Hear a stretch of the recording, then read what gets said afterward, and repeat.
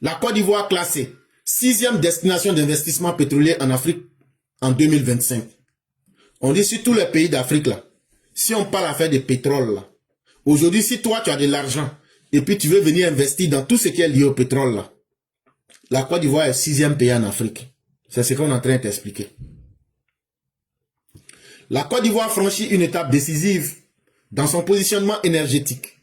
En 2025, le pays a été classé 6e hub d'investissement en amont pétrolier et gazier en Afrique. Selon une analyse d'Africa Business Insider, ce classement marque une croissance internationale du potentiel ivoirien et consacre l'intérêt croissant des investisseurs pour ses ressources offshore, notamment les champs baleines et cacao. On dit la Côte d'Ivoire là, ceux qui sont les grands patrons qui ont l'argent. Vous savez, pétrole et puis gaz là, il y a l'argent dedans. Donc ce sont les grands groupes qui viennent s'installer. Maintenant, les grands groupes qui viennent là, il y a un journal d'économie qu'on appelle Africa Business Insider. C'est eux qui ont fait sortir l'information. Ils disent, aujourd'hui la Côte d'Ivoire là est classée parmi les 6 premiers pays où si tu veux investir dans le pétrole, dans le gaz là, il faut aller en Côte d'Ivoire. Pourquoi? Parce que le gouvernement ivoirien a favorisé tout ce qui entre dans ces domaines-là pour diversifier son économie. Et surtout le pétrole qui est en haute mer, c'est ce qu'on appelle offshore. Et donc, par exemple, quand vous prenez les champs baleines et les champs cacao, longtemps éclipsés par des géants africains comme le Nigeria ou l'Angola, la Côte d'Ivoire s'impose désormais comme un acteur crédible de la nouvelle géographie énergétique du continent.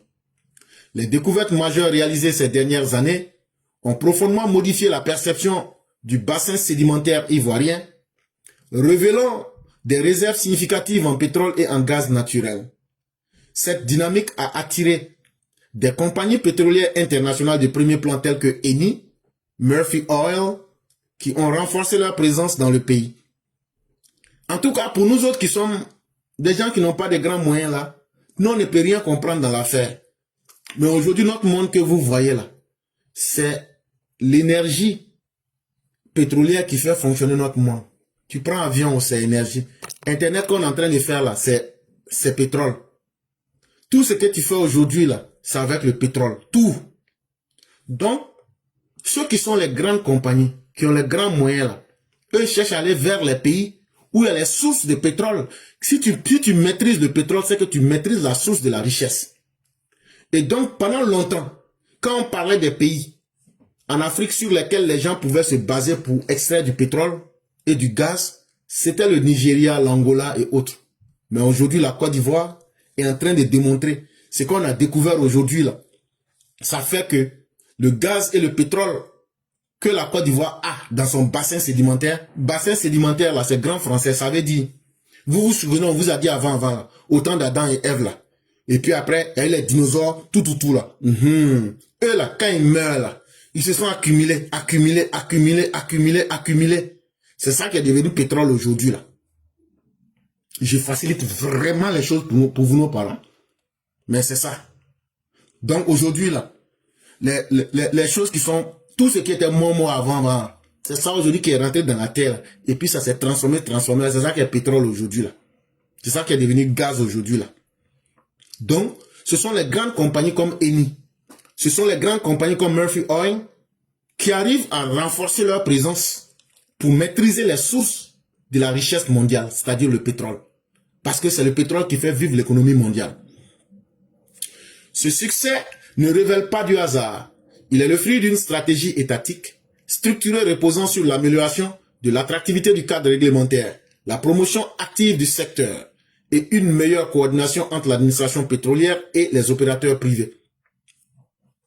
En français simple, la Côte d'Ivoire n'est pas devenue 6e pays où c'est intéressant de venir investir dans la source de la richesse qu'est le pétrole et le gaz. C'est parce que le gouvernement a favorisé d'abord à travers les lois. Le gouvernement a attiré les investisseurs en leur disant « Venez, on va travailler ensemble.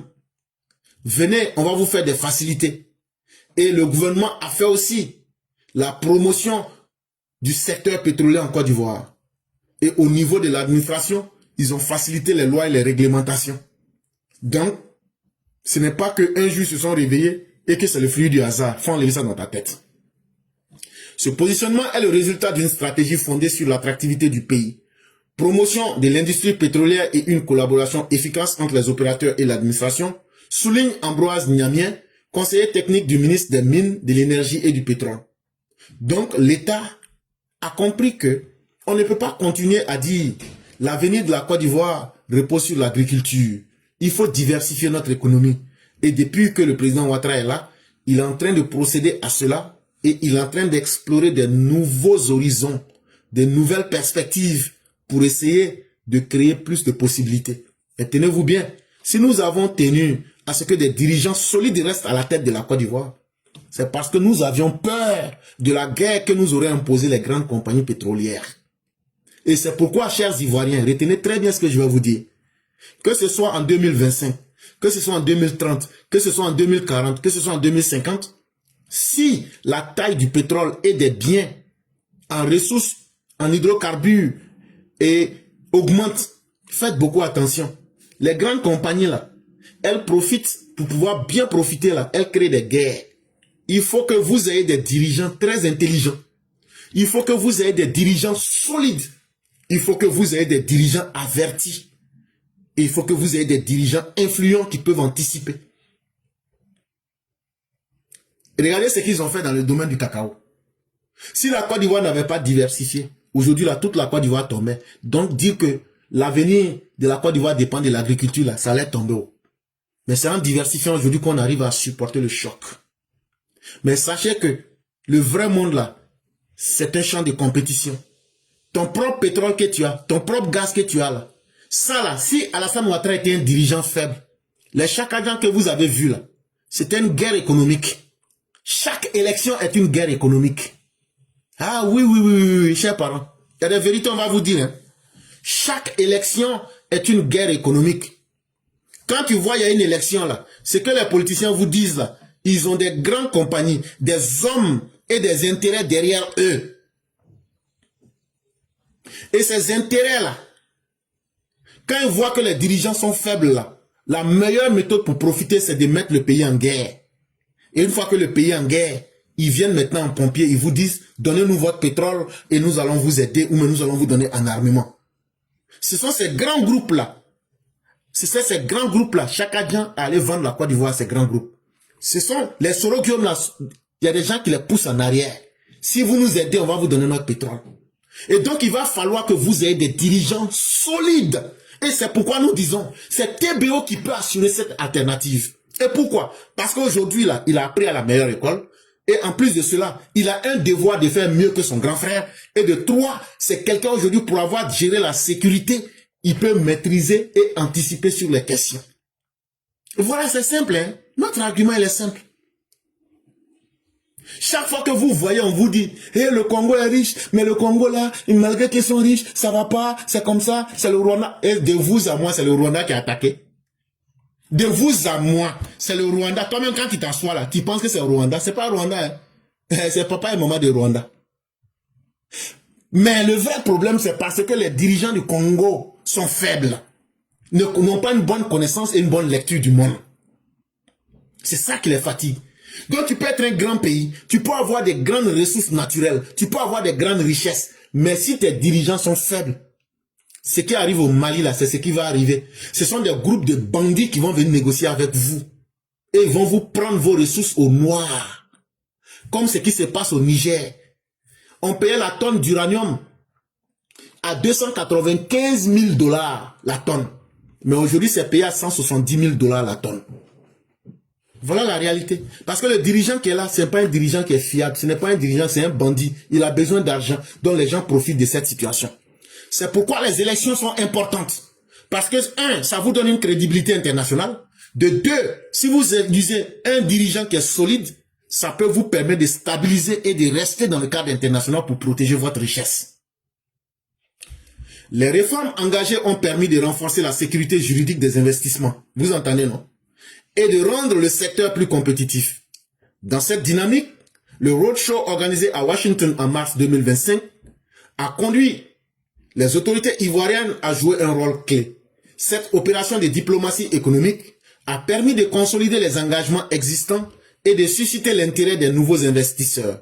Une vingtaine de contrats de partage de production appelés CPP ont été signés, tandis qu'une dizaine d'autres en cours de négociation illustrant la vitalité des portefeuilles pétroliers de la Côte d'Ivoire. Et donc, au nom de cette crédibilité, la Côte d'Ivoire, en 2025, est venue ici à Washington, aux États-Unis. On a expliqué notre potentiel. On a montré de quoi la Côte d'Ivoire est capable. On a intéressé les investisseurs à la Côte d'Ivoire. On a signé des engagements à travers la diplomatie économique. On a renforcé les engagements qui étaient déjà là pour attirer les nouveaux investisseurs. Et grâce à ce partenariat qui a été signé sous l'auspice dans le cadre international, on a signé des contrats de partage de production. On a signé, vous venez investir avec votre technologie, voilà ce que nous on gagne, voilà comment vous allez former nos populations, voilà ce qui va se passer. Et c'est clair pour tout le monde. Actuellement, là, il y a plus d'une vingtaine de CPP, c'est-à-dire de contrats de partage de production. Mais il y a encore 10 qui sont en train d'être négociés. Mais tout ça, c'est pour renforcer. Maintenant, imaginez-vous, si ces compagnies devraient venir, à travers des dirigeants faibles, tirer tout ce pétrole-là pour partir. Au-delà des investissements, l'enjeu est stratégique pour l'économie ivoirienne. Le gouvernement ambitionne de doubler la contribution du secteur mine-énergie au PIB, qui passerait de 10% en 2022 à 14% à l'horizon 2040. Le secteur extractif est ainsi appelé à devenir le levier majeur de croissance, soutenant les recettes publiques, les infrastructures et l'industrialisation. Donc, quand le président Ouattara prend le pouvoir en 2012, tout ce qui est mine, tout ce qui est énergie, tout ce qui est comme l'or tout en bas de la terre, là, ça ne représentait que 7%. Non, pardon, ça c'était en 2022, s'il vous plaît. En ça, c'était en 2022. Ça veut dire qu'au moins, prenant le pouvoir, ça n'avait même pas atteint cela. Mais en 2022, nous sommes à 7%. Mais le gouvernement ambitionne de doubler pour passer à 14% d'ici 2040. Et pourquoi? Parce que non seulement on doit être capable de ne plus compter sur le cacao et le café uniquement, mais la croissance économique qu'on a aujourd'hui, on ne doit plus l'arrêter, ça fait 2. Mais en plus encore, il faut être capable de mobiliser les taxes, les impôts. Et les grandes compagnies la payent des impôts. C'est ce qu'on appelle les recettes publiques. Et maintenant, quand on a tout ça, qu'est-ce qu'on fait? On va continuer à investir dans les infrastructures et à industrialiser notre économie. C'est à cela aujourd'hui que nous sommes en train de partir. Est-ce que vous ne voyez pas que tout ce que le gouvernement fait est clair? La montée en puissance de la production constitue l'autre pilier de cette ambition. À moyen terme, la Côte d'Ivoire vise 500 000 barils par jour d'ici 2035. Un objectif qui la placera parmi les top 5 des producteurs africains de pétrole. Un tel niveau de production changera profondément le profil énergétique du pays et renforcera son poids géoéconomique sur le continent. Et donc, en Côte d'Ivoire, là, aujourd'hui, nous n'avons pas encore atteint les 500 000 barils par jour. Mais jusqu'en 2035, c'est ce que la Côte d'Ivoire veut atteindre. 500 000 barils par jour. Si on arrive à faire 500 000 barils, là, ça va faire que la Côte d'Ivoire sera parmi les 5 pays africains producteurs de pétrole. Et une fois qu'on aura atteint ce niveau-là, la Côte d'Ivoire seule là, va jouer un rôle déterminant, un grand rôle sur l'économie africaine, sur tout le continent africain. Et ça, c'est parce qu'on a des dirigeants qui ont de la vision et qui ont une capacité d'anticiper, de comprendre les réalités. Dans un contexte mondial marqué par la transition énergétique, la Côte d'Ivoire mise également sur le gaz naturel comme énergie de transition, afin de consolider l'exploitation des hydrocarbures et le développement durable. En consolidant ces réformes et en maintenant un climat d'affaires favorable, le pays se donne les moyens de s'imposer durablement comme un hub énergétique majeur en Afrique de l'Ouest, au cœur de la nouvelle dynamique pétrolière du continent. Et donc, chers Ivoiriens, vous êtes sur la bonne voie. Et vos autorités ont eu une belle vision de diversifier votre économie, de créer de nouveaux environnements pour ne pas que votre économie soit à la merci d'un seul secteur. Et aujourd'hui, le gouvernement va aller plus loin. Ils vont investir encore dans le gaz. Et ils vont utiliser ça comme une énergie de transition pour ne pas polluer votre environnement et aussi être capable de durer sur le champ des producteurs en énergie, que ce soit électrique, que ce soit en hydrocarbures, que ce soit en gaz. Et donc aujourd'hui, en maintenant un climat des affaires qui favorise que les investissements soient faits, c'est la Côte d'Ivoire qui gagne et c'est l'Afrique tout entière qui gagne. Je veux parler de pétrole. Vous savez, Awad Dombelo s'est permis de raconter, je ne sais pas, devant un auditoire, que le contrat que nous avons passé avec Eni, on n'a que 15%, et que c'est un contrat, notre propre pétrole, on cède 85% à Eni. Il a dit vraiment des choses incroyables. Que sortir de la bouche de quelqu'un qui est ingénieur, ça fait honte. Mais comme c'est un politicien, et que c'est un PPAC, vous les connaissez, c'est des menteurs. Et c'est un propagandiste, c'est un panafricain, c'est un menteur. Parce que c'est du mensonge, et c'est un mensonge éhonté. De venir raconter des choses qui sont invraisemblables. Des contre-vérités aussi graves que les opposants prennent pour se promener de panel en panel pour raconter leur vie. C'est-à-dire qu'ils trompent volontairement ses propres frères, et sur la base de ça, d'autres vont mourir de chagrin. Et il y a des gens qui ont mal au cœur pour nier dans le vide. Mais l'affaire de Eni, c'est public. Le gouvernement ivoirien, il n'y a pas un gouvernement qui est aussi transparent que le gouvernement ivoirien actuel. L'affaire Eni est un exemple. C'est quelque chose qui se trouve dans le domaine public. Allez-y, tapez sur Internet. Le contrat est sur Internet. Et puis, on a même signé encore récemment, Petrosi vient de signer quelque chose dont je vous explique en 2 mots. C'est une affaire qui se divise en deux étapes. Première étape, exploration. Quelqu'un, un explorateur, éclaireur vous a dit, il y a plein de gens qui ont signé des contrats avec l'étape. Exploration, tu fais l'exploration, mais ça te risque et péril. Si on te donne le permis d'exploration, que tu fais ton exploration, que tu n'as rien découvert, c'est toi qui as perdu l'argent. Vous savez ce que Eni a mis dans cette affaire? Eni a mis plus de 11 milliards de dollars. Je ne sais pas si les gens se rendent compte, mais 11 milliards de dollars, ça fait 6 milliards. Mais on pense que la Côte d'Ivoire va enlever 6 milliards pour aller mettre dans une affaire qu'on n'a même pas la technologie même pour faire l'exploration. Et il nous dit que moi j'ai essayé de mener quelques enquêtes, j'ai l'impression que ici là, on peut trouver du pétrole. Est-ce que vous me donnez un permis d'exploration? Moi je vais aller vérifier s'il y a du pétrole là-bas. S'il y a du pétrole, voici comment on va partager. Le gouvernement ivoirien lui dit ok, on signe les papiers. Eni va, Eni découvre. Il se trouve que c'est tellement costaud qu'on a appelé ça baleine. On aurait pu appeler ça éléphant aussi. Mais pourquoi on a appelé baleine? C'est pour dire que baleine là, ça colle avec l'eau. Puis c'est dans l'eau qu'on a découvert. Donc on a appelé ça baleine. Mais baleine là, l'exploration là, c'est quelqu'un qui a investi dedans.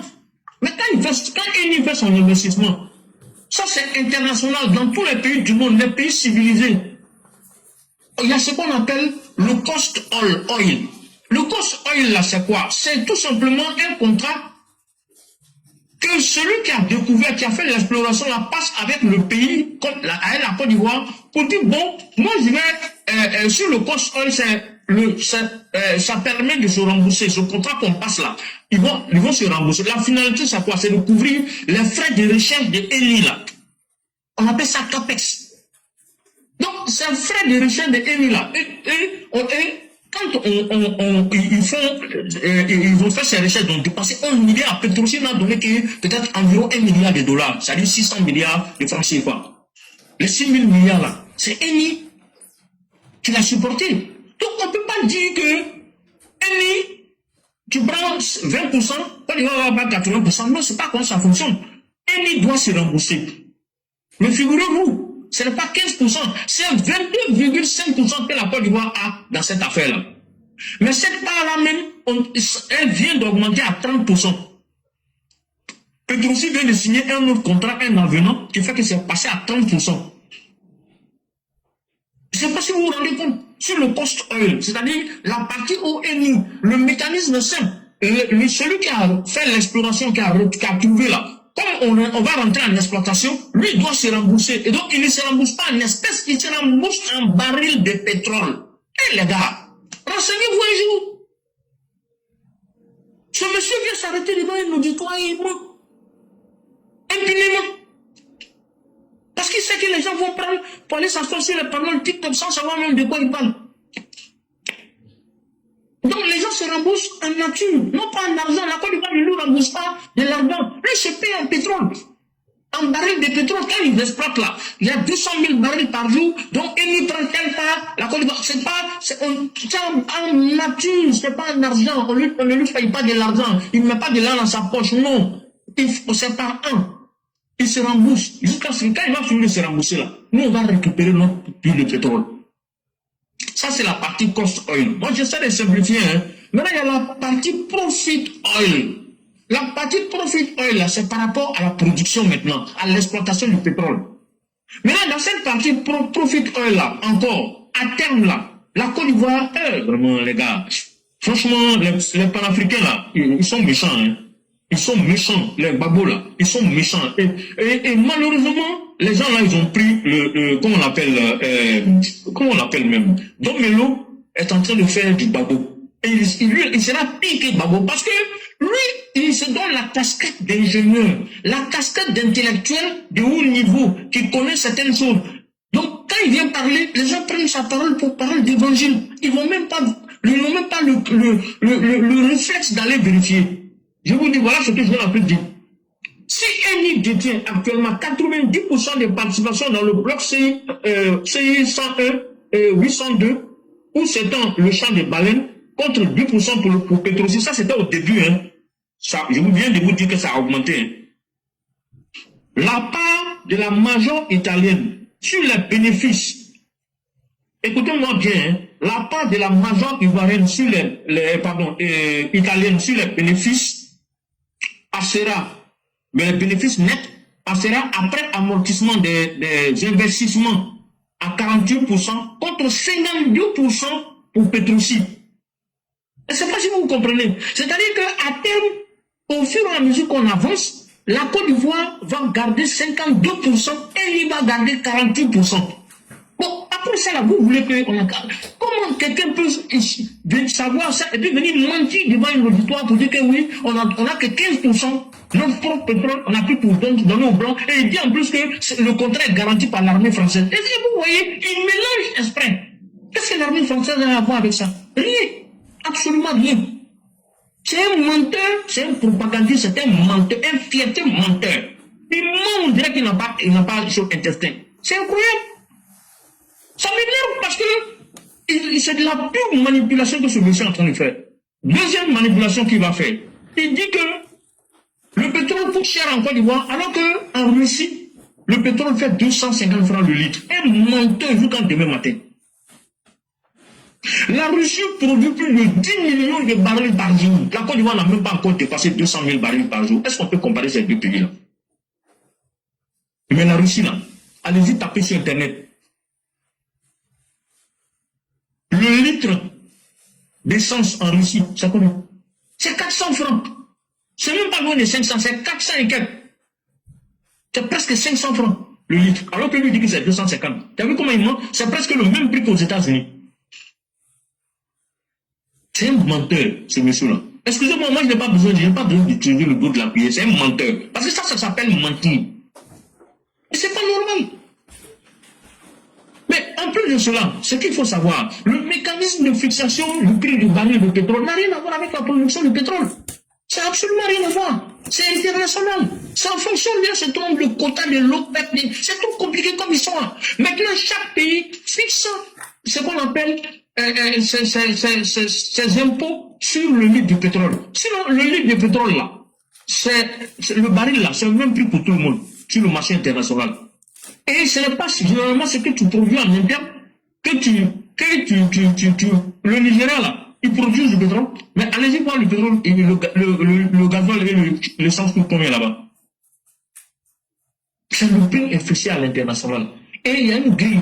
Et dans la grille, il y a une part du pétrole, la part du pétrole brut, et puis ensuite, il y a la part de, comment on appelle, la part d'impôt que l'État met. En Côte d'Ivoire, il y a à peu près 35% d'impôt sur le gasoil, et pardon, sur l'essence, sur le super. 35% d'impôt sur le super. Mais les 35% d'impôt, il n'y a que 18% de TVA dedans. Le reste, là, c'est des impôts intermédiaires. Voilà, parce que le matériel qui a été payé, il y a des des taxes qu'on prélève pour pouvoir récupérer un certain nombre de choses. Il faut comprendre ça.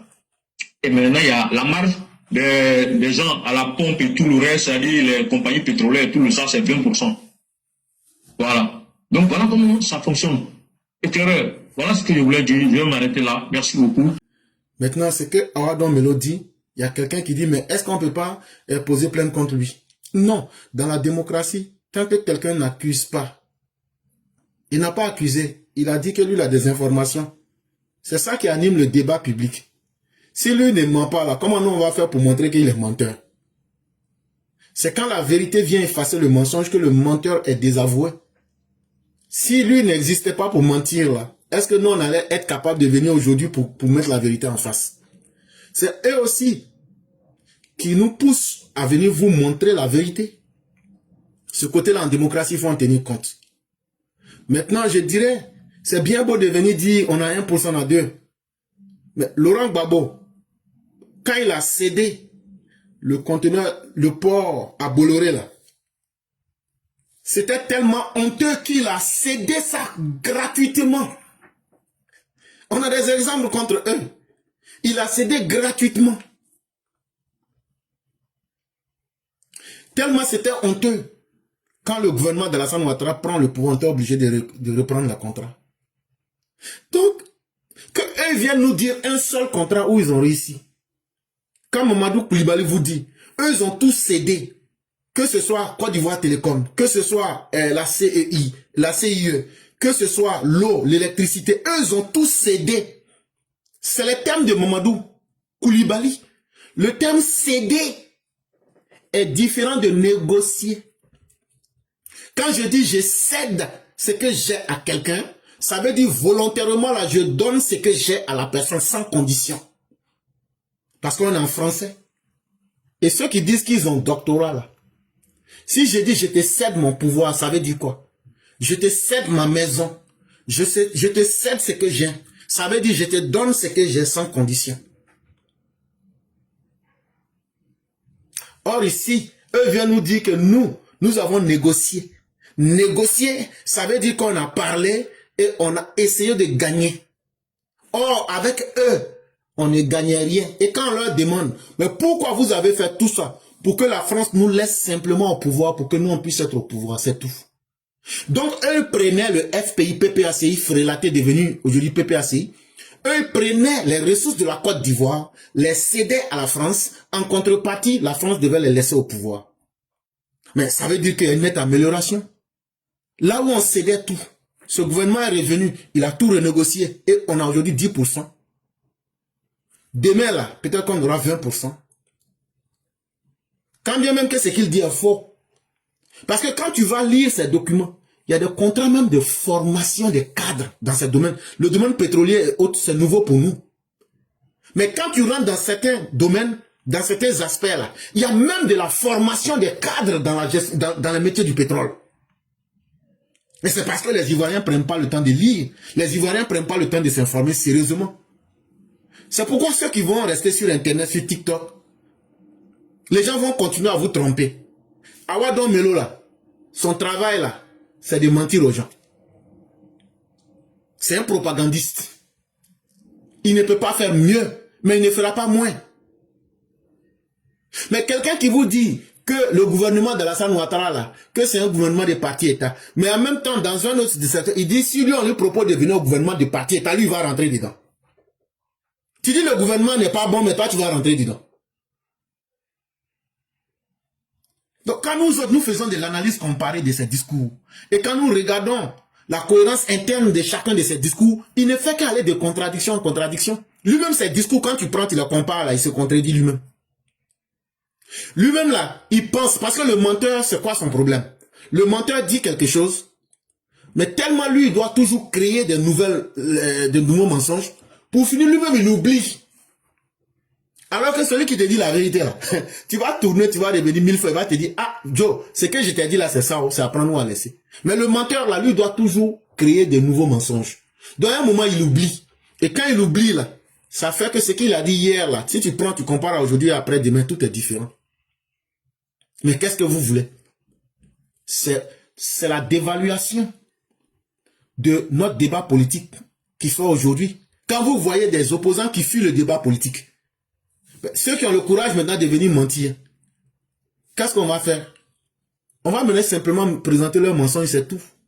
Et donc, chers Ivoiriens, c'est à vous-même maintenant d'être en démocratie. Chacun est responsable de ce qu'il veut. Et donc là, c'est à vous de vous informer correctement, c'est à vous d'avoir les sources, c'est à vous d'avoir les informations.